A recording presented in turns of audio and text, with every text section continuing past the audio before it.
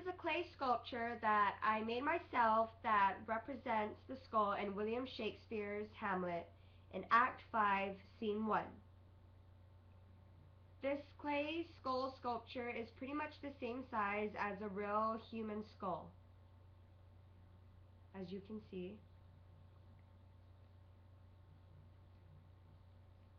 Aside from Hamlet's famous soliloquy made in the play, "To be or not to be," the skull is another famous aspect and object within the play Hamlet. The scene is the most famous scene in Hamlet after the famous soliloquy.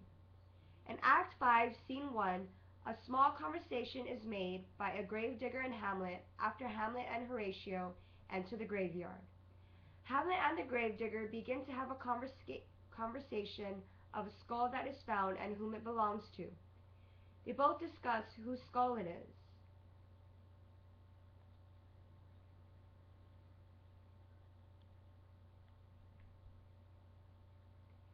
The gravedigger informs Hamlet that it belongs to Yorick, who is an acquaintance to Hamlet and was a young friend of his. While sad, curious, and obsessed about death, Hamlet is disturbed at the sight of the skull, knowing whom it belongs to. He is affected greatly at the symbol the skull represents. That is when Hamlet speaks about the nature of death. He also talks about how happy he was as a child and how unhappy he is now. He then is comforted by the fact knowing that everyone will soon become dust and will have remains like so, regardless of class and wealth. This scene is famous because it is somewhat a reprise of Hamlet's decision to live or die. It is a literal image that sums up Hamlet's doubts throughout the play. He gets a sense of closure seeing that the skull, knowing that it will become a memory after death.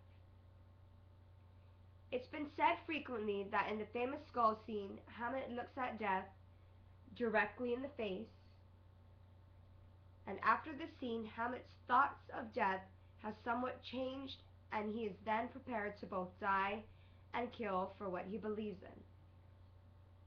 Basically, this scene is the most important scene because Hamlet's big decision, or big question, to be or not to be, is acknowledged and thought about thoroughly. The scene represents Hamlet's realization of what death really is and what happens when one is gone. He sort of gets closure and he is more aware of what death really means and what death is and what happens when one is gone and how this is what one becomes.